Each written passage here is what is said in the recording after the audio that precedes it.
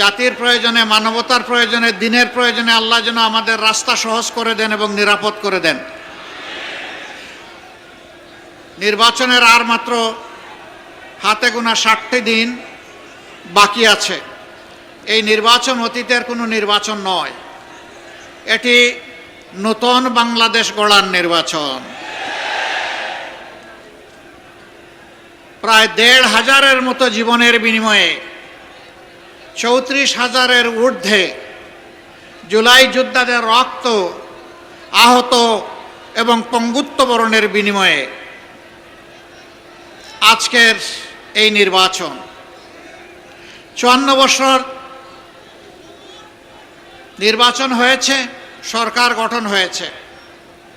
যারা সরকারে এসেছেন, আসার আগে তারা জনগণকে সুন্দর সুন্দর কথা শুনিয়েছেন, ওয়াদা দিয়েছেন, কিন্তু ওয়াদার জায়গায় রয়ে গেছে, ওয়াদা তারা বাস্তবায়ন করেননি। যার কারণে সমাজে বৈষম্য দেখা দিয়েছিল, অপরাধ চরম মাত্রা ধারণ করেছিল, দুর্নীতি গোটা সমাজকে একদম ডুবিয়ে দিয়েছিল। এর বিরুদ্ধে আমাদের যুব সমাজ ফুঁসে উঠেছিল একটা মাত্র স্লোগান, উই ওয়ান্ট জাস্টিস।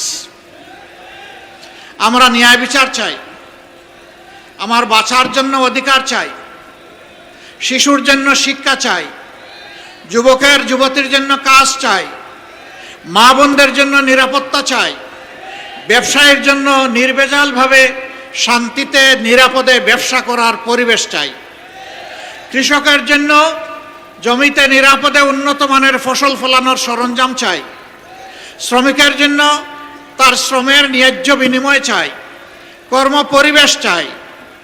এই সব কিছু ছিল উই ওয়ান্ট জাস্টিস। আমরা ন্যায় বিচার চাই।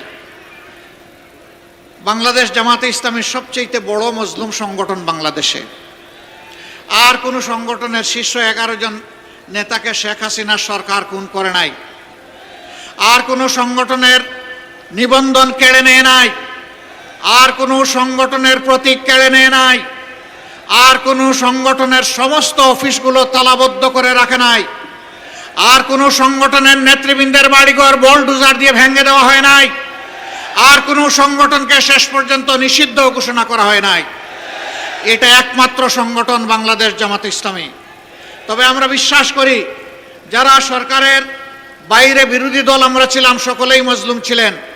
শুধু বিরোধী দলীয় নেতাকর্মীরা মজলুম ছিলেন না, এদেশের 18 কোটি মানুষ মজলুম ছিল।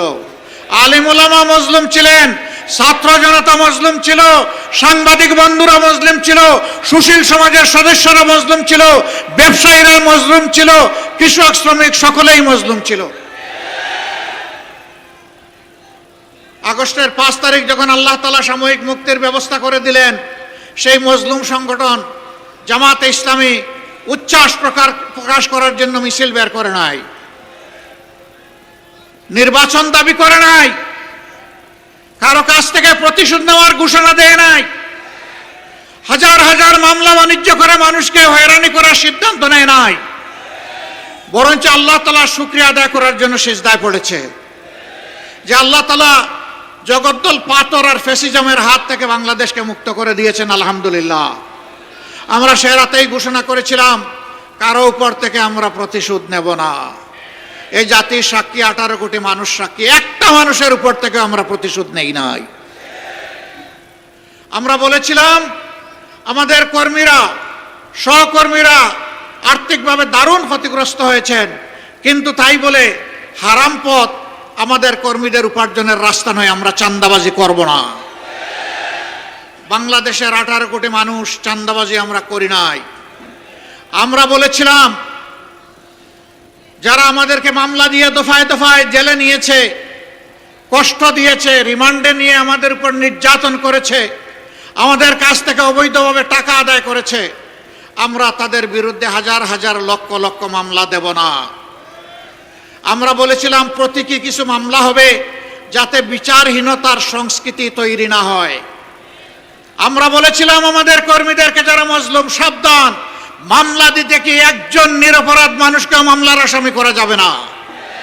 আমরা জাতির সাথে কথা রেখেছি, আপনারা শুনে অবাক হবেন, 8টি মামলা, আমাদের সর্বমোট মামলার সংখ্যাই 750। এর মাঝে 8টি মামলা আছে, আসামি মাত্র একজন। আমরা দ্বিতীয় জন খুঁজে পাই নাই, দ্বিতীয় জনের নাম আমরা লিখি নাই।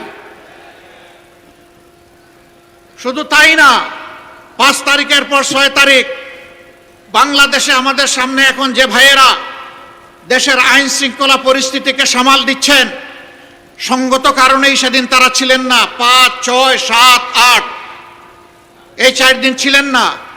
6 তারিখ সকাল থেকে সমস্ত কর্মীদেরকে আমরা নামিয়ে দিয়েছিলাম, যাও এবার জনগণের হয়ে পাহারাদারের দায়িত্ব পালন করো। সবগুলা উপাসনালয়, সকল ধর্মের মসজিদ সহ ভালনারেবল হাউসেস, ঝুঁকিপূর্ণ বাড়িগুলো, ব্যবসা প্রতিষ্ঠানগুলো, মানুষগুলো, যেই সাহায্য চাইবে তাকেই পাহারা বসাও, তারই পাহারা দাও। রোদে শুকিয়ে বৃষ্টিতে ভিজে রাউন্ড দ্য ক্লক 24 ঘন্টা আমাদের কর্মীরা সেই দায়িত্ব পালন করেছে। এরপরে শহীদ পরিবারের পাশে দাঁড়ানোর চেষ্টা করেছে, আহত পঙ্গুদের পাশে দাঁড়িয়েছে, বন্যা এসেছে, ঝাঁপায় পড়েছে। আমরা সিজনাল পলিটিশিয়ান না, আমরা বসন্তের কুকিল না, যে যখন নির্বাচন আসবে তখন এসে নূতন রং ধারণ করে সুন্দর সুন্দর কথা নিয়ে আমরা হাজির হব না। আমরা তাই না। আপনারা সাক্ষী, 15.5 বছর আমাদের উপরে এত জুলুম হওয়ার পরেও আমরা একদিনের জন্য জনগণকে ছেড়ে কোথাও আমরা যাইনি। এই মাটি কামড় দিয়ে আমরা ছিলাম, আল্লাহ আমাদেরকে এখানে রেখেছিলেন। দফায় দফায় জেলে গিয়েছি, ঘর বাড়ি ছাড়া হয়েছি, অফিসে ঢুকতে পারি নাই, কিন্তু বাংলাদেশে ছিলাম। আলহামদুলিল্লাহ, এখনো আল্লাহ রেখেছেন। ইনশাআল্লাহ ভবিষ্যতে সুদিন দুর্দিন কি আসবে আল্লাহ ভালো জানেন। কথা দিচ্ছি, বাংলাদেশ ছেড়ে কোথাও যাব না ইনশাআল্লাহ। আছি, থাকবো, আপনাদের সুখেও থাকবো, ইনশাআল্লাহ দুঃখেও থাকবো। আমরা এখন একটি মানবিক বাংলাদেশ গড়ার স্বপ্ন দেখছি। এই স্বপ্ন কার? এটা আমার না, এটা জুলাই আন্দোলনের যোদ্ধাদের। তারা যে দেশটা দেখতে চেয়েছিল, আমরা সেই দেশটা গড়ার জন্য শপথ নিয়েছি। আপনারা আমাদের সাথে ইনশাআল্লাহ থাকবেন, থাকবেন ইনশাআল্লাহ। আলহামদুলিল্লাহ। তাইলে 12 তারিখের টার্নিং পয়েন্টে জাতির বাক বদলে দেওয়ার জায়গায় ঐতিহাসিক দায়িত্ব আমাদেরকে পালন করতে হবে ইনশাআল্লাহ। জুলাইয়ের যুবকেরা, তোমাদের কি শক্তি নিঃশেষ হয়ে গিয়েছে? এখনো সজাগ আছো? বুকে বল আছে? ইনশাআল্লাহ তাআলা লাজিম একটা সুষ্ঠু নির্বাচন এই জাতি আগামী 12 তারিখ আদায় করে ছাড়বে ইনশাআল্লাহ। আমি বিভিন্ন জায়গায় শুনতে পাচ্ছি, যারা আমাদের মতো মজলুম ছিলেন 15.5 বছর, তারা এখন ভিন্ন ভূমিকায় অবতীর্ণ হয়েছেন, মানুষকে কষ্ট দিচ্ছেন, চাঁদাবাজি করছেন, দুর্নীতি করছেন, মামলা বাণিজ্য, দখল বাণিজ্য করছেন। শুধু তাই না, এখন নির্বাচন সামনে রেখে সম্ভাব্য নির্বাচনী এজেন্টদেরকে ঘরে ঘরে গিয়ে নাকি তারা হুমকি দিচ্ছেন। ভুলে যান, সেদিনের কবর রচনা হয়ে গেছে। আমার ভোট আমি দিব, তোমারটাও আমি দিব, এই দিন এখন আর নাই। আপনার ভোট আপনি দিবেন, আমারটা আমি দেব ইনশাআল্লাহ। আপনার পছন্দ মতো আপনার ভোট দেন, 18 কোটি মানুষ তাদের পছন্দ মতো তাদের ভোট দেবে। এখানে আবার গায়ের শক্তি, কালো টাকা, ইঞ্জিনিয়ারিং এবং ম্যানুভারিং কিছুই মানা হবে না। যেই যুবকরা খালি হাতে বুক ছিটিয়ে মুক্তি আনতে পেরেছে, সেই যুবকরা 12 তারিখও বিজয় লাভ করবে ইনশাআল্লাহ। আমাদের দুটো বুট, যুবকরা, যুব সমাজ, তোমরা আমাদের কাছে সেদিন মিছিল করে কারো কাছেই তোমরা বলনি আমাদেরকে আগামীতে বেকার ভাতা দিতে হবে। কোন যুবক বলেছিল? আমাদের যুবকরা কারো বেকার ভাতা চায় না। এই যুবকরা অধিকারের জন্য, কাজের অধিকারের জন্য লড়াই করেছিল। আমরা কথা দিচ্ছি, তোমাদের হাতকে শিক্ষার প্রশিক্ষণ দিয়ে ভরে দেবো ইনশাআল্লাহ। তারপরে তোমাদের মজবুত হাতে কাজগুলা তুলে দেবো ইনশাআল্লাহ। এরপরে বলবো আমাদের বাংলাদেশটা তোমরা গড়ে দাও। আমরা আগামীর বাংলাদেশ তোমাদের হাতে উপহার দিতে চাই। যুবকরা তৈরি আছেন? হাত তুলুন। মাশাআল্লাহ, আবাল বৃদ্ধ বনিতা সবাই যুবক। ইয়েস, তাইলে আমিও যুবক, আমিও যুবক। ইনশাআল্লাহ যৌবনের প্রত্যাশার বাংলাদেশ, আগামী 15 তারিখ আমরা নতুন সূর্য পাবো ইনশাআল্লাহ। মা বোনরা বড় ঋণী করেছেন। জুলাইয়ের 15 তারিখ আমাদের মেয়েদের গায়ে ঢাকা বিশ্ববিদ্যালয়ে যখন হাত দেওয়া হয়, সারা বাংলাদেশে আগুন জ্বলে উঠেছিল। আমরা মায়েদের কাছে ঋণী। 16 তারিখ আবু সাইদ চিৎকার দিয়েছে উত্তরবঙ্গে দাঁড়িয়ে, আমার অধিকার আমাকে দে, না হয় আমাকে একটা গুলি দে। সে বলেছিল বুকের ভিতরে তুমুল ঝড়, বুক পেতেছি গুলি কর। জাতির জন্য বুকে গুলি লুফে নিয়েছে, পিঠে নেয় নাই, কারণ সে বীর সন্তান। বন্ধুগণ, সেদিন অনেকে বাধ্য হয়ে স্বৈর শাসকের হুকুম পালন করতে তারা বাধ্য হয়েছিলেন। আমরা জাতিকে নিয়ে পিছনে যেতে চাই না, আমরা জাতিকে নিয়ে সামনে যেতে চাই। আমরা এমন একটি বাংলাদেশ চাই যে বাংলাদেশে শিশুটি উপযুক্ত শিক্ষা পাবে, উপযুক্ত নাগরিক হিসাবে সুস্থ হয়ে বড় হওয়ার জন্য স্বাস্থ্যসেবা পাবে, নিরাপদ রাস্তা পাবে, নিরাপদ শিক্ষা প্রতিষ্ঠান পাবে। এরপরে যখন বড় হবে হাতের মধ্যে কাজ পাবে।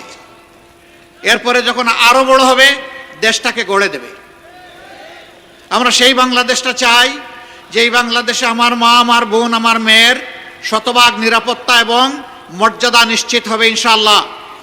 এটা গড়ে, রাস্তায়, কর্মস্থলে, যেখানেই হোক সব জায়গায় একই হবে। আমরা সেই বাংলাদেশ চাই যে বাংলাদেশে মানুষ তার যোগ্যতা এবং তার অবদান অনুযায়ী মূল্যায়িত হবে। সে ফর এক্সাম্পল, আজকের এই জনসভায় যারা আমাদেরকে নিরাপত্তা দিচ্ছেন, তাদের জীবন আর সাধারণ একটা দপ্তরে অফিসে যিনি চাকরি করেন তার জীবন এক নয়। সেনাবাহিনী এবং আধা সামরিক বাহিনীতে যারা সদস্য হিসাবে নাম অন্তর্ভুক্ত করেন, প্রথম দিনই তারা নিয়ত করেন, আল্লাহর নামে শপথ করেন যে আমার দেশের প্রতি ইঞ্চি মাটি হেফাজত করার জন্য জীবন দিব, কিন্তু মাটি কাউকে দেব না। তাদের জীবন আর আমার জীবন এক নয়। র্যাব, পুলিশ, এরকম যারা আছেন শৃঙ্খলা বাহিনীতে, তাদের রাত নেই, দিন নেই, কখন কোথা থেকে কোন ডাক আসে তার কোনো ঠিকানা নেই।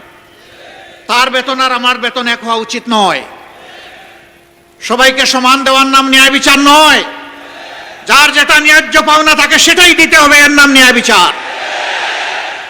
আমি আমার রাষ্ট্রের কর্মকর্তা কর্মচারীদেরকে সম্মানের সাথে বাঁচার, জীবন ধারণ করার ব্যবস্থা করে দেব না, আর সে অপরাধ করলে তাকে শাস্তির আওতায় আনবো, সরকারের কোনো অধিকার নেই।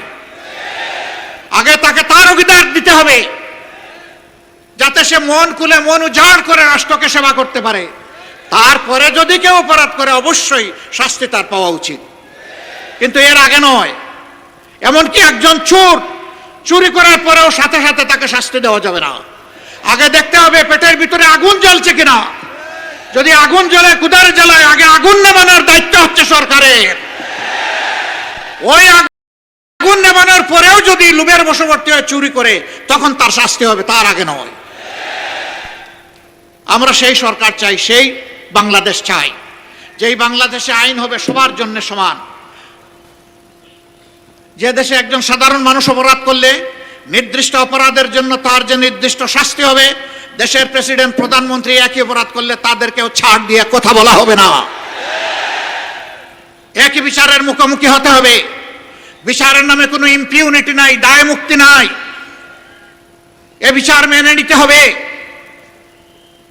এই সামাজিক ন্যায় বিচার যখন কায়েম হবে, বাংলাদেশ ইনশাআল্লাহ রকেট গতিতে সামনের দিকে এগিয়ে যাবে। আপনাদের সকলকে ধন্যবাদ। দুটি ভোট আজকে আপনাদের কাছে চাই। জুলাইয়ের যোদ্ধাদেরকে সম্মান করার জন্য, তাদের আকাঙ্ক্ষা বাস্তবায়নের জন্য গণভোট। গণভোটে কি বলবেন আপনারা? হ্যাঁ মানে আজাদি, না মানে গুলামি। আজাদি না গুলামি? আজাদি না গুলামি? ইনশাআল্লাহ সারা টাঙ্গাইলবাসীকে নিয়েই আমরা হা ভোট দেব এবং হায়ের বিজয় হবে ইনশাআল্লাহ।